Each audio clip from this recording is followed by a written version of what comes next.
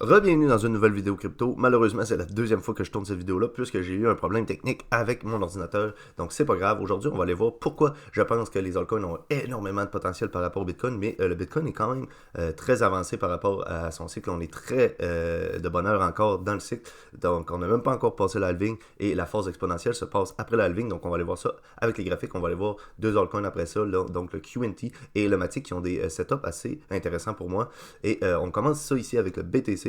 Donc, la charte Coin360 qui nous montre les performances sur un jour, ou on peut l'avoir sur une heure aussi. Là, on est sur un jour. Donc, le BTC à 67 500 en début de semaine. Donc, là, on est lundi à l'heure où je tourne cette vidéo. On a le BTC à plus 2,63%. Le TH 1,63% à 3465. Et on a quelques altcoins qui commencent à montrer des couleurs. Là. Donc, on a le Sol, le AVAX, le NIR en vert foncé. Et on a le ICP qui surperforme en vert extrêmement foncé là, à plus 30%. Là. Je pense que c'est à cause de Larry Fink la semaine dernière qui a parlé des RWA. Et je pense que l'ICP est un petit peu dans ces RWA. Il faudrait faire ces recherches plus profondément ou vérifier mon information. Je ne suis pas certain, mais je pense que c'est pour ça que l'ICP surperforme en ce moment. Donc ça, c'est assez intéressant à voir. Ici, on va aller voir la première charte ici. Donc, on a les halvings. Le halving de 2012, le halving de 2016, le halving de 2020 et le halving qui s'en vient en 2024 ici. Donc là, qu'est-ce qu'on observe? C'est que lors du précédent, le premier halving ici de 2012, donc on n'a pas eu de bougie rouge après le halving. Par contre, on était plutôt stable là, avant le halving. Ensuite de ça, on a eu la phase exponentielle. Ici, on a eu deux chandelles rouges. Donc, chaque chandelle, c'est sur du 1 mois ici. Donc, 2 mois dans le rouge pendant et après l'halving pour avoir notre force exponentielle par la suite. Ensuite de ça, ici, on a eu une bougie verte pendant et une bougie rouge après l'halving pour avoir notre force exponentielle ensuite. Et là, on est où? Ben, on est ici. Là, est-ce qu'on va avoir une chute? Est-ce qu'on va avoir une hausse, une stagnation? Ça, on ne peut pas le savoir. Mais ce qui est intéressant à voir, c'est que après l'halving, on a toujours entre 400 et 520 jours environ avant qu'on cherche un top. Donc ici, si on se fie à environ 488 jours, c'est à peu près la moyenne de tout ça, là, on arrive à un top à peu près ici là, en mi-2025, peut-être un petit peu plus vers la fin 2025 que mi-2025, mais on va dire aux alentours de septembre à peu près. Là, donc on aura un top sur Bitcoin. Et si on regarde la charte ici, ça nous met quoi? Par rapport à cette ligne jaune-là qui nous trouve les tops pratiquement toujours, là, si on se fie à cette courbure-là, on arrivera à peu près ici, donc à un Bitcoin à environ 150 000. Et je ne sais pas pour vous, mais 150 000, c'est une target qu'il y a plusieurs attentes, mais c'est pas fou non plus comme target. Là. C'est pas exagéré de penser à un Bitcoin à 150 000, mais selon moi, tant qu'à aller chercher 150 000, soit on va arrêter un petit peu avant, par exemple à 142 000, 148 000, ou on va aller chercher plus haut que le 150 000. Donc ça peut être un petit peu plus que 150 000, mais on peut arrêter aussi avant les 175 000. Bon, ça on peut pas le savoir, mais c'est des targets quand même raisonnables selon moi. Si on vient voir ici, donc un autre graphique intéressant, on a le graphique du BTC sur quelques jours là, en orange ici. Donc évidemment, on a eu la légère chute depuis les 74 000 ici. Là. Donc la BTC dominance, pas la BTC dominance, donc le market cap du BTC qui chute, mais on a le market cap des USDT qui ne font qu'augmenter. Ça veut dire qu'il y a beaucoup de demandes pour avoir des USDT parce qu'il y a des institutions ou des particuliers ou les deux qui demandent d'avoir des USDT. Donc eux veulent convertir des US dollars en USDT pour pouvoir rentrer dans le marché. Donc ça c'est hyper positif. Plus ce graphique-là augmente, en bleu de la market cap USDT, plus c'est bullish pour le marché des cryptos. Lorsqu'on regarde les précédents cycles, là, vous verriez qu'à chaque fois qu'il y a de la demande pour les USDT, ben c'est parce qu'il y a de la demande pour vouloir acheter des cryptos et donc c'est ce qui fait en sorte que le marché augmente de plus en plus. Donc plus on print de USDT, plus le marché va augmenter sur du moyen long terme. Là. Donc ça c'est hyper bullish. Ce graphique-là, gardez ça en tête, c'est extrêmement intéressant à voir. Ici, le THBTC, un graphique qu'on a de la misère à cerner là, avec ce triangle ici, là, triangle symétrique. Là, donc, on visait peut-être de venir casser ça à la hausse, augmenter, mais là, on était venu le briser ici. Énorme bougie de ravalement baissière ici. Là, et ensuite de ça, on ne sait pas trop on est où, mais on a cette zone de support-là qui est à garder en tête. Donc, ce triangle-là, peut-être qu'il est plus bon, mais on a cette zone de support-là. Donc, à chaque fois qu'on est dans le bas de ça, on a le TH qui se fait racheter par rapport au BTC.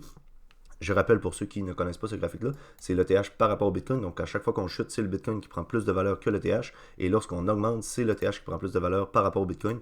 Donc ça, c'est à garder en tête aussi. Mais je pense qu'à chaque fois qu'on est ici, on a des zones de rachat de l'ETH. Donc plus de potentiel de gain pour le TH selon moi. Donc le BTC, on va aller voir la BTC dominance aussi après. Je pense que c'est moins intéressant d'acheter du BTC actuellement. Je pense que c'est plus intéressant d'acheter de l'ETH et des altcoins. Donc ça, gardez ça en tête. Mais faites vos recherches évidemment. Je ne suis pas conseiller financier. La BTC dominance, assez intéressant, on se fait rejeter par cette zone de résistance ici depuis plusieurs fois. Là. Une fois, deux fois, trois fois, quatre fois, cinq fois. Donc à chaque fois, on se fait racheter ici à la baisse, donc revendre plus à la baisse, là, disons, mais c'est en termes de pourcentage. Donc la BTC dominance, c'est la dominance du Bitcoin par rapport à la totalité du marché. On est environ à 53,5% ici, et on avait ces deux zones de ligne de résistance que je vous ai tracées, donc la bleue qui correspond au top ici, plus la top des mèches ici, et donc potentiellement venir chercher ça ici, mais on a la ligne orange que j'ai tracée il y a quelques semaines, qui elle correspond pas au top des bougies, mais au top des mèches. Donc les mèches, non, ici c'est le top des mèches et ici c'est le top des bougies, pardon. Donc le top ici, top des bougies, et ici on est là. Donc on est exactement sur cette zone-là. Donc est-ce qu'on va la briser à la hausse? Si on la brise à la hausse, je pense qu'on va aller chercher cette ligne de zone bleue, par exemple ici, là, environ à 57%. Mais si on vient tester ça en tant que résistance, donc en plus on approche cette zone-là où on a une double résistance longue. Cette résistance-là et cette résistance-là. Donc pourquoi pas stagner ici et se faire rejeter ici comme il faut pour avoir la alt season, disons à partir de avril 2024, donc qui correspond en plus au halving.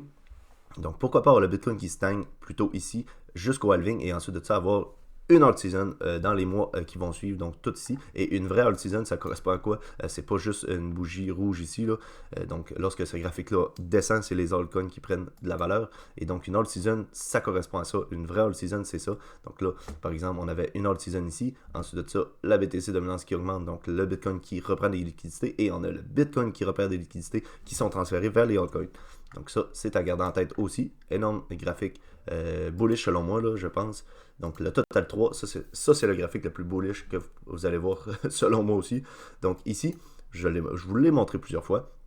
Et on va aller voir ensuite de ça ici, cette zone-là. Donc j'ai rajouté cette ligne-là de résistance. Support résistance, là, slash, je ne l'avais pas noté, mais on va aller voir ça après. Là. Donc on avait cette zone de range-là ici, briser ça à la hausse, pullback là-dessus, explosion à la hausse. Et là, on est où? Sur cette zone-là. Donc on est un petit peu plus haut que ça. Là. On a été retester cette zone-là en tant que support. Donc on l'a brisé à la hausse, testé en tant que support, et cette zone-là correspond à quoi? Ben, à chaque fois qu'on a eu, ici on a eu de la misère à passer, on a eu une énorme réjection à la hausse, énorme bougie à la baisse en brisant ça, résistance, ici on l'a brisé avec une grosse bougie, et donc ici support, support, ici on l'a brisé, c'était donc le gros bear market, et ensuite de ça, là on est venu la retester ici, énorme bougie à la hausse, et retest parfait de cette zone-là. Et ça, c'est des bougies les plus bullish que vous n'allez pas avoir. Là. Donc, ces genres de bougies-là, en genre de marteau, on l'a eu ici lors du pullback du range.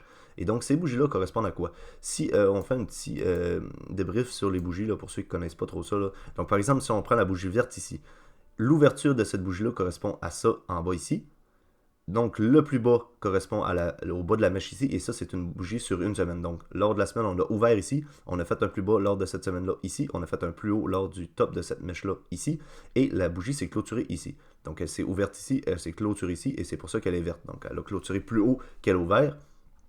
Même chose ici, sauf que là, c'est en rouge, donc c'est l'inverse. Donc, l'ouverture se fait au top de ça. On a fait un plus haut lors de cette semaine-là ici, un plus bas sur cette zone de résistance-là, et une clôture en bas ici. Donc là, une bougie de même, pourquoi c'est bullish? C'est parce que les vendeurs tentent de venir retester ces zones-là. Donc là, on a brisé cette zone-là qui était une résistance, on l'a brisé à la hausse, et les vendeurs tentent de réintégrer ça. Donc les autres, ils veulent vendre pour réintégrer ça, parce que eux, ça fait leurs affaires qu'on reste sous cette zone-là. Et c'est quoi qui arrive ici? Ben, on fait racheter énormément. Donc les acheteurs se montrent plus présents que les vendeurs, et on a une énorme bougie comme ça à la hausse de ravalement haussière en marteau qui est extrêmement bullish. Là. On va se le dire, là, c'est le genre de bougie qu'on veut voir avant d'avoir des énormes explosions à la hausse. Donc ça, c'est à surveiller. Et moi, personnellement, j'ai encore des targets au niveau de ce sommet-là pour le top du bull run. Donc, pratiquement fin 2025, là, on serait à peu près ici, au niveau des 3,2 trilliards pour la totalité du market cap des altcoins. Donc, excluant BTC, excluant ETH.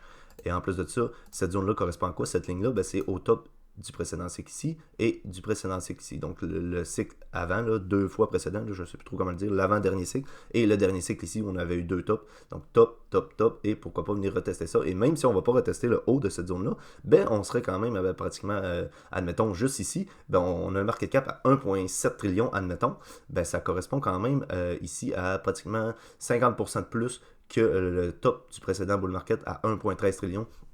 Et donc, avec ça, on va avoir des altcoins qui vont faire des x20, x50, évidemment, avec des plus petits market cap. Mais on va dire qu'une moyenne des altcoins pourrait être d'environ x5, x10. C'est déjà excellent, là, donc pour le market cap des altcoins.